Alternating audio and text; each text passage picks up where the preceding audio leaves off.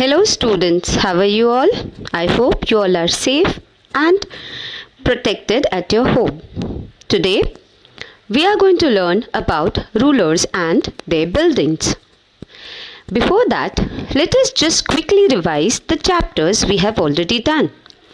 In the chapter number 4, that was Mughal rulers, we have learned about the Mughal dynasty and we have learned that who has established this dynasty and how this dynasty has come to an end.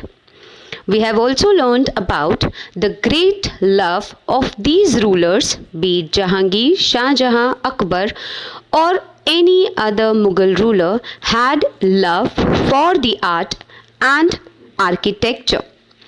This chapter will highlight their love towards the art and architecture. The rulers and their building means the construction, the huge constructions they have done during their ruling period to show their power or to show their supremacy. This marks the kind of construction which is unbelievable for today's time to build. Today, we are using lots of technologies to build a huge constructions. We have lots of machineries, we have trained engineers, architects who design, who basically build that constructions, be it the skyscrapers or the huge Statue of Liberty. There's a lot of science behind it. But the period which we are going to learn, that is the medieval period which we are learning, during that time there was no such technology. Despite the people have built such unremarkable and magnificent constructions which is unbelievable.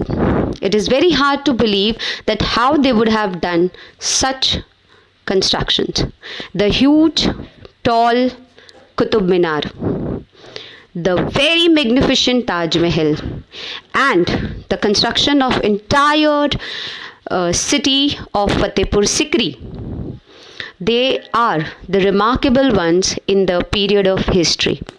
The medieval period marks such very magnificent constructions.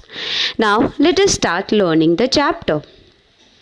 Here I will show you the picture of a Qutub Minar. This is the picture of a Qutub Minar. Now this Qutub Minar is a 5-story high building. 5-story. Can you believe this? The band of inscriptions you see are under its first balcony. The band of constructions, what you can see this, right? See here? How magnificently and how minutely these designs have been prepared.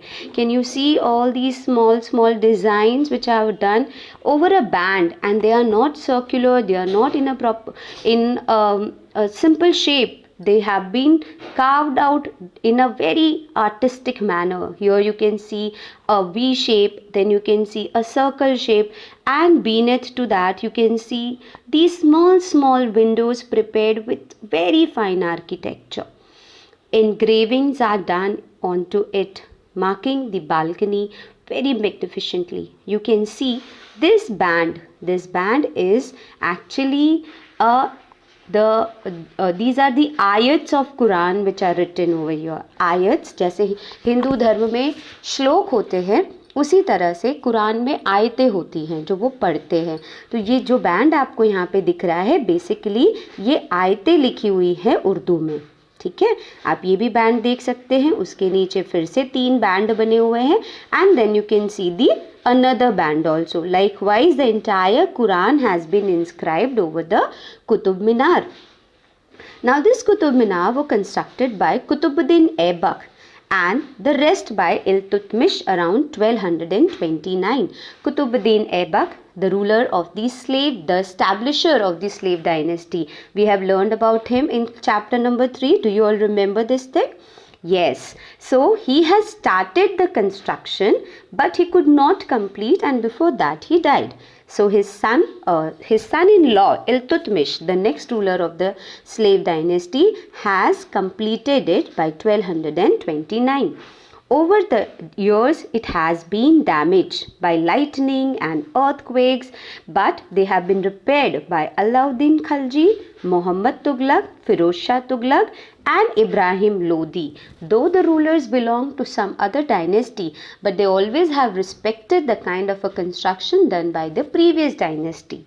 Right? So they have given patronages. We have learned this word earlier also. Patronages, yes. So this means that the rulers have given their time, their money and value to other constructions to protect them. Correct? Now, between 8th and the 18th century, which is known as our medieval period, kings and their officers built two kinds of structures. The first were the forts, palaces, garden residence and tombs, safe, protected and grandiose places of rest in this world and the next. The second were the structures meant for the public activity, including temples, mosques, tanks, wells, karvansarais and bazaars. Kings were expected to care for their subject, and by making structures for their use and comfort, rulers hoped to win their praises. Construction activity was also carried out by the others, including merchants. They built temples, mosques and wells. However, domestic architecture, large mansions like havelis of merchants have survived only for the 18th century. Engineering skills and constructions. Now, as I was telling you in the beginning, that what kind of engineering skills they have used in that period of time. The monuments provide an insight into the technologies used for constructions. Take something like a roof, for example. Take something like a roof, for example. We can make this by placing wooden beams or a slab of stone across 4 walls. But the task becomes difficult if we want to make a large room with an elaborate superstructure. This requires more sophisticated skills. Now, what do you mean by superstructure? Superstructure means a bottom platform with a great height.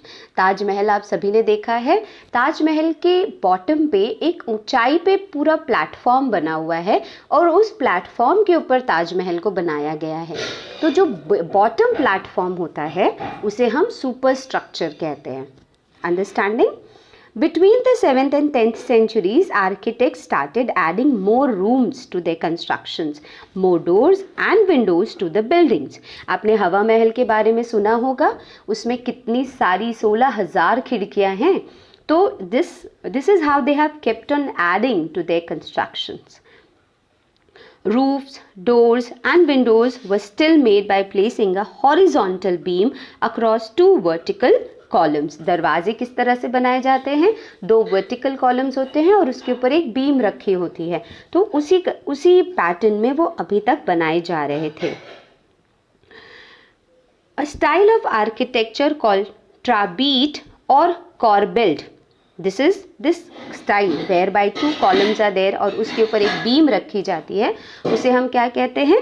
trabete या corbelled pattern.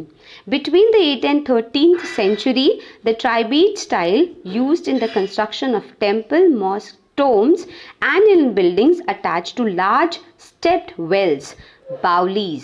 आपने कई सारी बावलीज, राजस्थान की ज़्यादातर constructions जो हैं, आप what is that construction? Huge well which has steps going down, right?